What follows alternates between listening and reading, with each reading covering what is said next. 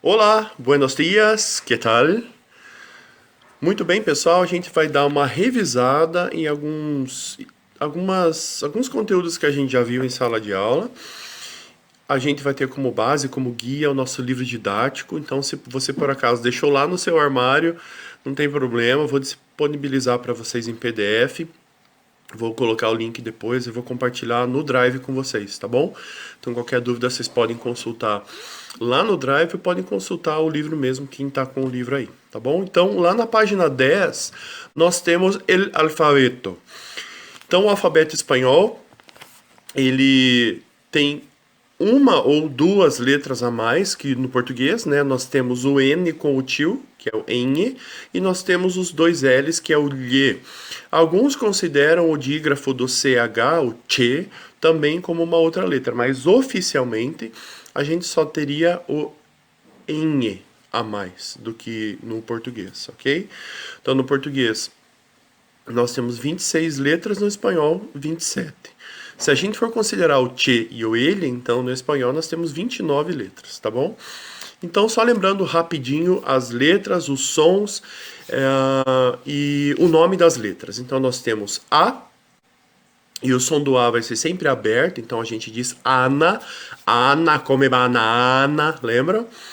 B, o mesmo som do português. C, nós vamos ter dois sons, assim como no português, então nós temos ceci e cacocu. Lembrando que algumas regiões da Espanha eles vão falar the. Então aquele the interdental que nós temos, tipo em inglês, que é o the, né? Nós vamos ter o the. Então, por exemplo, Barcelona, quem nasce lá e se chama Cecília, vai ser Cecília, tá bom? Então, o D, então lembrando que o D, a gente vai ter sempre a som de D, né? Então, a gente não vai dizer buenos dias, a gente vai dizer buenos dias. Dia, difícil. As vogais, elas são diferentes do português. Então, no português, na verdade, quando a gente fala em som vocálico, a gente tem não só cinco. A gente tem A, E, I, U. Então, nós temos 8 sons vocálicos no português. No espanhol, nós vamos ter 5 apenas. Então, o A vai ser sempre A, Ana. O E vai ser sempre E, fechado. Época, era, espécie. O I é normal, semivogal. O O vai ser sempre O, então a gente não tem O no espanhol, então a gente diz ópera, história, óptimo. E o U também é semivogal, vai ser sempre U. Então a gente estava no E, né? O F, mesmo som. Re. Re, vão ter dois sons. O som de re, ri, e o som de gagogu.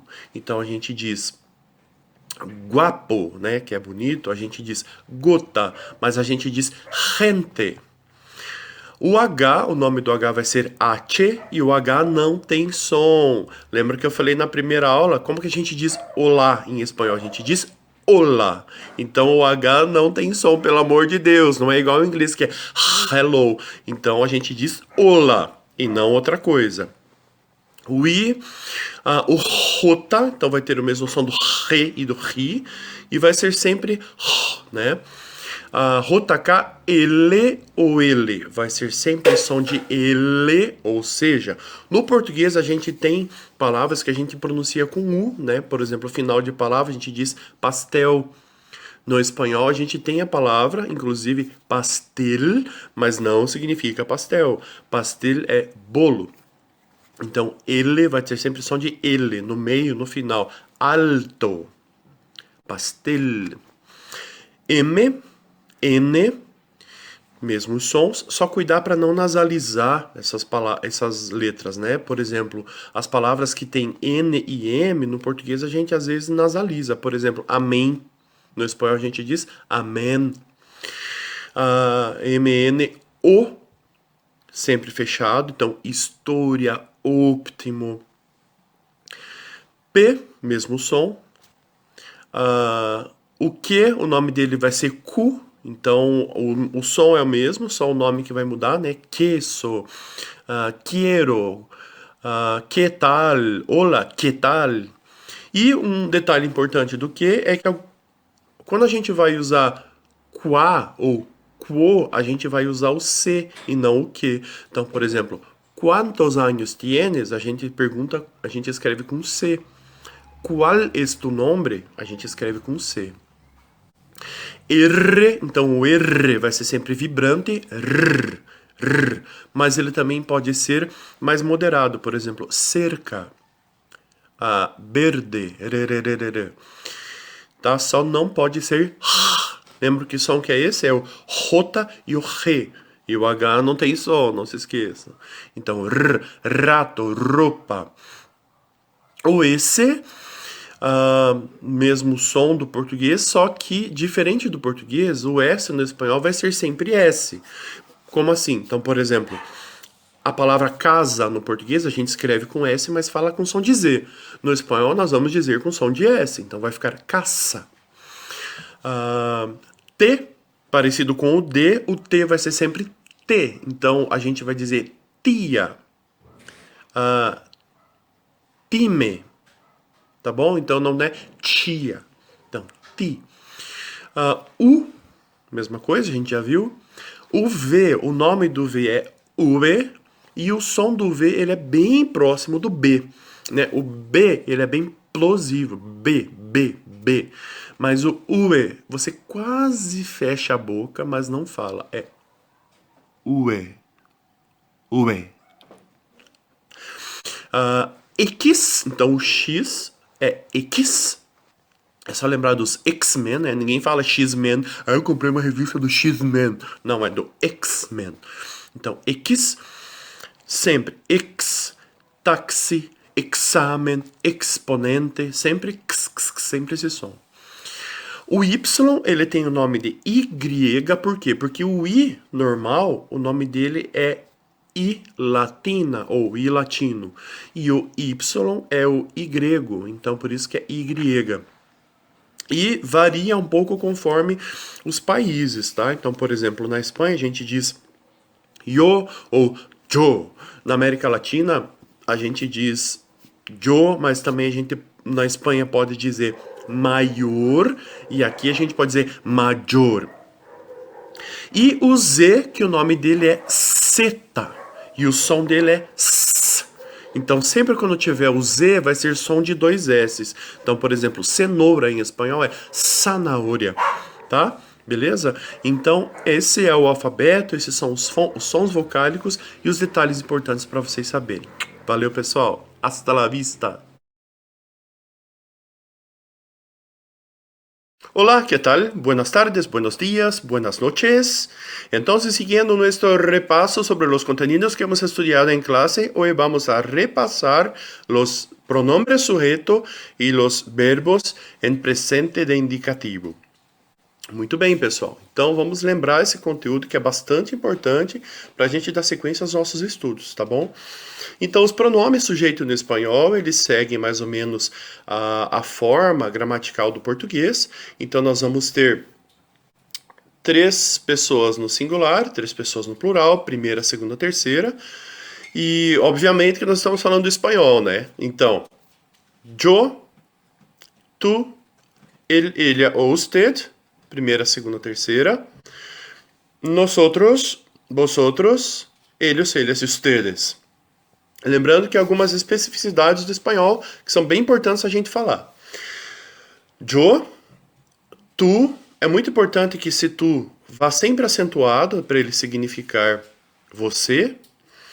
E o usted, que vem na sequência, ele vai significar um pronome mais de tratamento formal. Então a gente não traduz usted como você, normalmente, no espanhol da Espanha. A gente traduz como senhor, ou a senhora, a senhorita.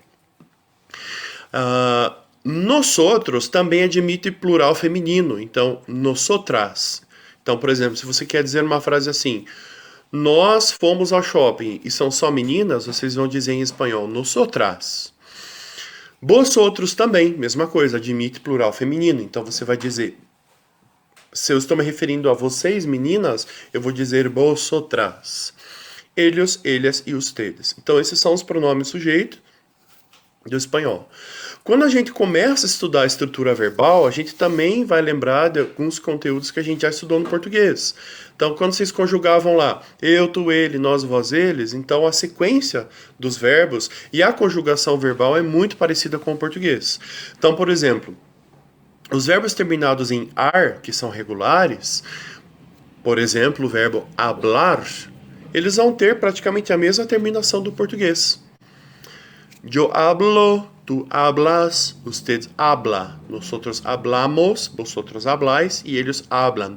Percebam que uma diferença é que o hablan é com N, né, e não com M, como no português. Então, os verbos regulares que terminam em ar vão seguir essa forma. Por exemplo, o verbo cantar, o verbo caminhar, o verbo amar, estudar, vão seguir essa forma. Verbos terminados em er também vão ter a terminação deles muito parecido com o português. Por exemplo, o verbo comer. Eu como, tu comes, ele come, comemos, comeis e comem. Praticamente igual ao português. A única coisa que no final ali a gente usa o N e não o M. Então, todos os verbos regulares terminados em er vão ter essa terminação. Por exemplo, beber, correr e assim por diante. Verbos terminados em ir, mesma coisa, vai respeitar muito parecida a estrutura do português. Então, por exemplo, o verbo partir. Eu parto, tu partes, parte, partimos, partis, partem. E o partem com N. Partis com acento. Vejam, preste atenção nisso. Verbos regulares terminados em ir vão seguir essa terminação. Tudo bem?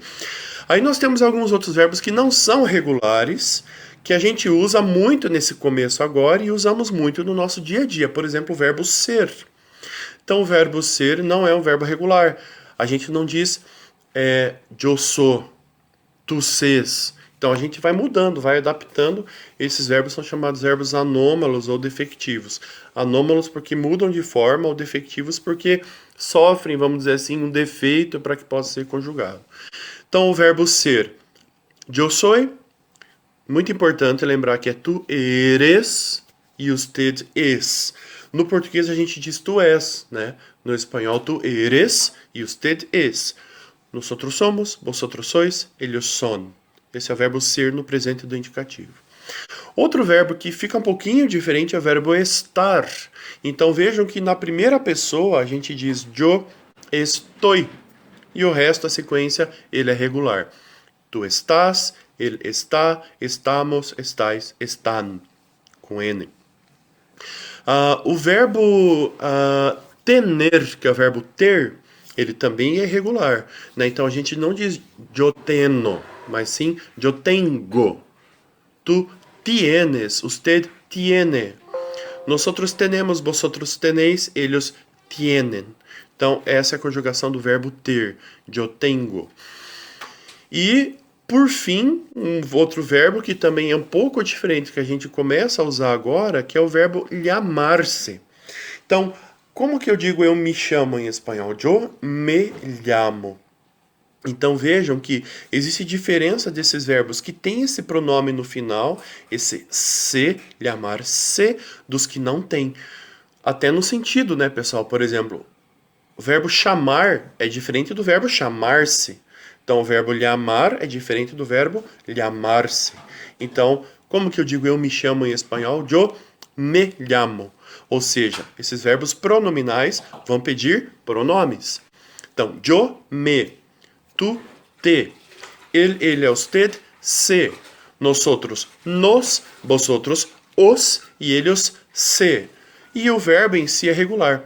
Yo me llamo, tú te llamas, usted se llama, nosotros nos llamamos, vosotros os llamais e ellos se llaman. Beleza, pessoal? Então, essa é uma revisão rapidinha dos pronomes sujeito dos verbos no presente do indicativo. No livro didático, vocês vão encontrar esse conteúdo lá na página 18. Inclusive, tem alguns exercícios lá e tal. Dê uma olhadinha lá.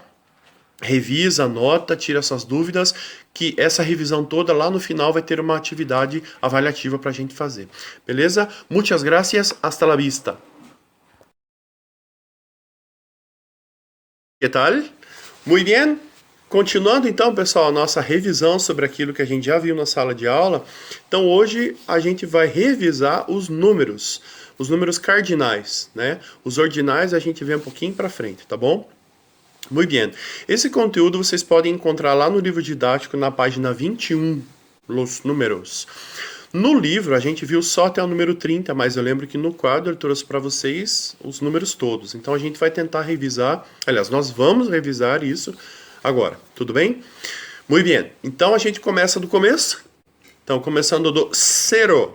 Lembra que zero é com C, tudo bem? Un e uno. Quando que a gente usa un e quando que a gente usa uno?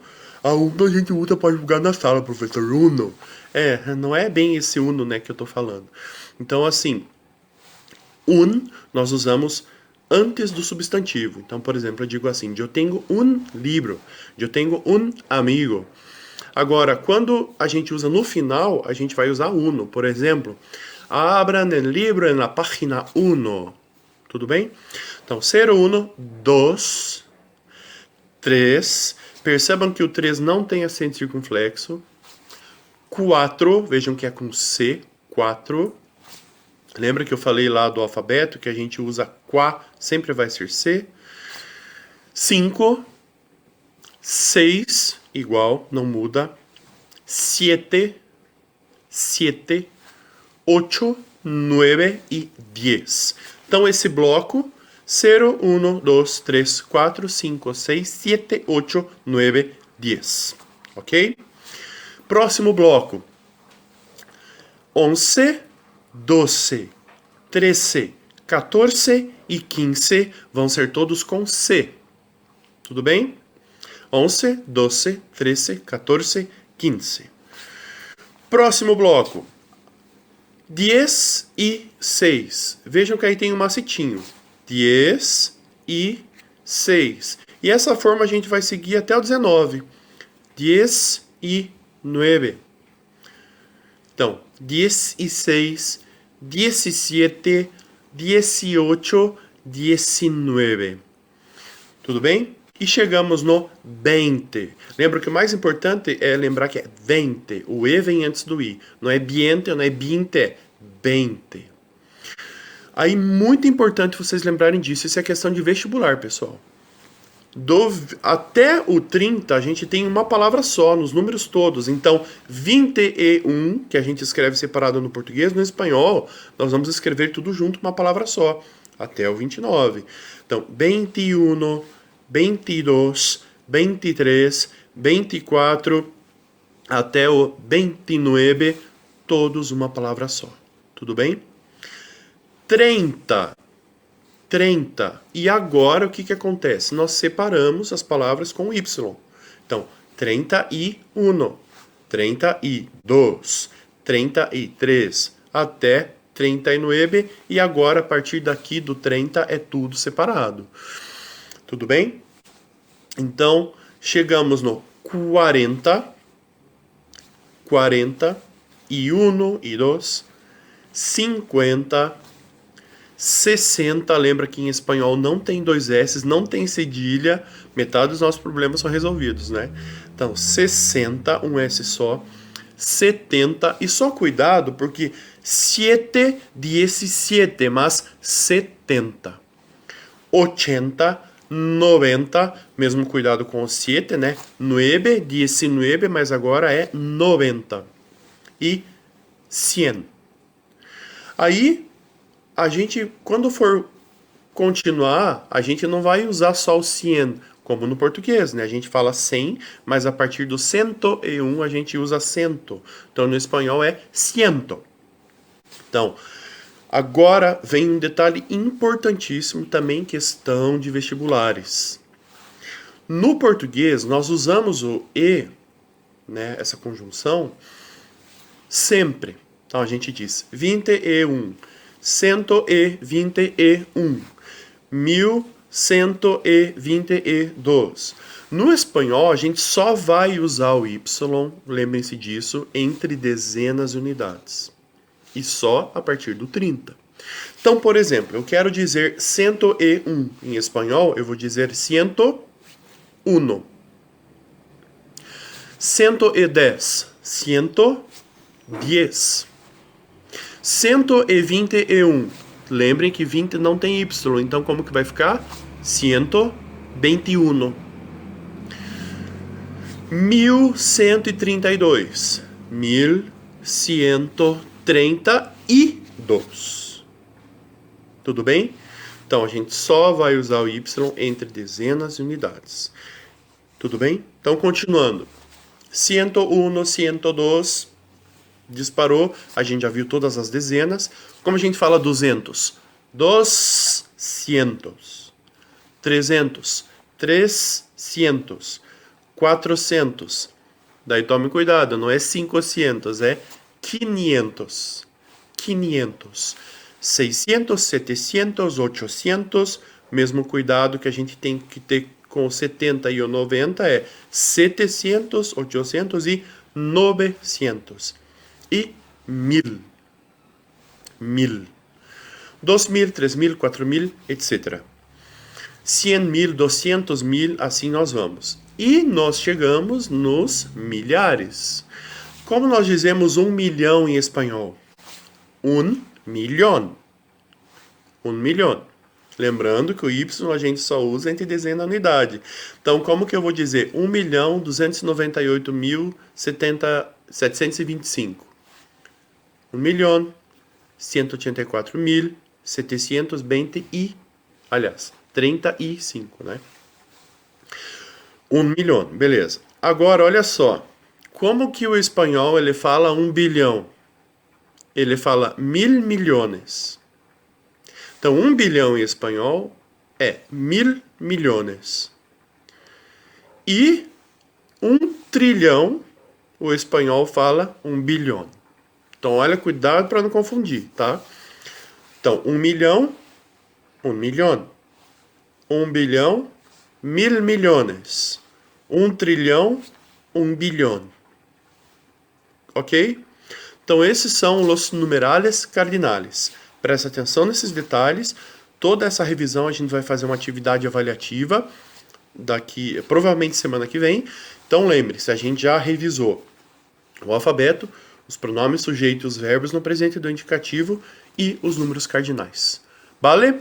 Muchas gracias. Hasta la vista. ¿Qué tal? Muy bien, entonces el último contenido que vamos a repasar ahora son los pronombres interrogativos, que são as palavras que utilizamos para hacer perguntas. Beleza, pessoal? Então, quem, quando, onde, como, porquê, esses pronomes interrogativos no espanhol, eles têm algumas peculiaridades, tá? Primeiro, sempre quando nós formos fazer perguntas, ou seja, normalmente nós vamos usar os pronomes interrogativos para fazer perguntas, né? Sempre. A gente vai acentuá-los, tá? Segundo, tomem cuidado que no espanhol a gente tem uma marca gráfica bem específica do espanhol, que é o ponto de interrogação ao contrário no começo da frase e normal no final. Então, quando você for fazer uma pergunta, por exemplo, como te llamas?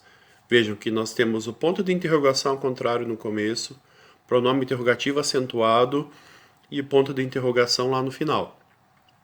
Donde vives? Mesma coisa, interrogação ao contrário, acento lá no donde e no final, ponto de interrogação normal. Quantos anos tienes? Além disso, tudo que eu falei, qual que é a especificidade de quanto, quando, quantos? A letra C. Então, não se esqueçam. Quando, quanto, qual, quales, com C. Beleza? Então, outra coisa importante. Que significa o quê? Então, por exemplo, que te gusta?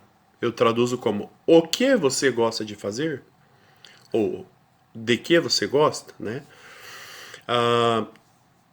Que te parece tal coisa? Então, o que você acha disso? Tudo bem?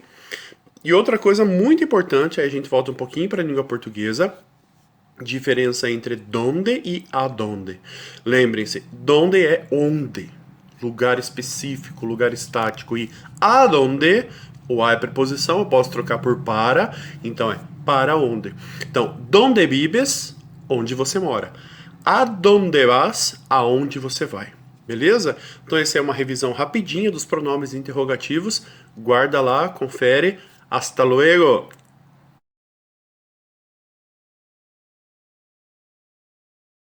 Que tal? Buenas tardes. Nesse repasso que a gente está fazendo, nessa revisão, o último ponto que a gente vai trabalhar agora são algumas coisas que não tem no livro que eu dei em sala de aula, então vamos relembrar, ok? Muito bem. Primeiro são los días de la semana. Como que nós dizemos os dias da semana em espanhol? Você vai assistir um pequeno videozinho agora com uma música marcante que não vai te fazer esquecer. Vai lá. Lunes, martes, miércoles, jueves, viernes, sábado, domingo. Lunes, martes, miércoles, jueves, viernes, sábado, domingo. Entonces, lunes, martes, miércoles, jueves, viernes, sábado, domingo. Tudo bem? Seguindo, los meses del año. Como que nós dizemos os meses do ano em espanhol? Então, enero, febrero, março, abril, maio, junio, julio, agosto, septiembre, octubre, noviembre, diciembre. Ok? E por fim, las estaciones del año. Lembrando que nós estamos falando de um outro hemisfério, né? Então a Europa, diferente do Brasil, eles organizam as estações do ano um pouquinho diferente da gente. Então, por exemplo, o nosso verão começa lá em dezembro. Dezembro, janeiro e fevereiro são os nossos meses de verão.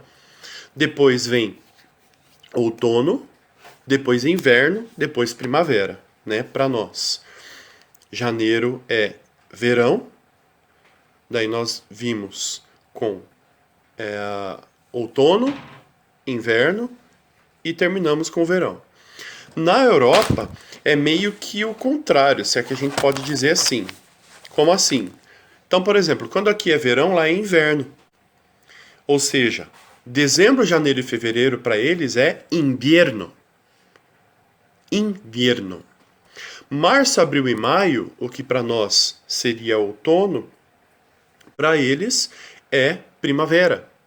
Então, primavera.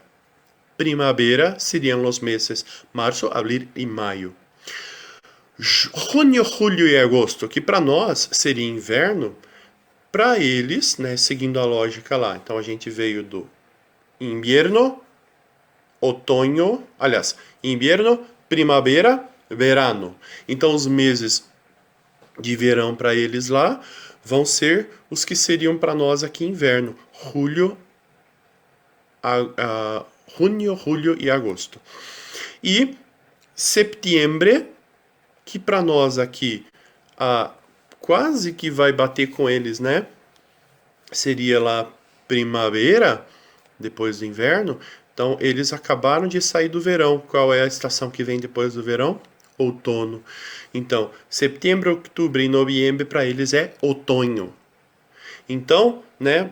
Não sei se ficou muito claro para vocês, mas só vocês lembrarem que los meses del año e las estaciones del año, o vocabulário é esse. Só que a proporção de datas, de dias e quando acontecem as coisas lá, né? O tempo em si é um pouquinho diferente do nosso hemisfério aqui. Beleza? Então, primavera, verano, otoño e invierno.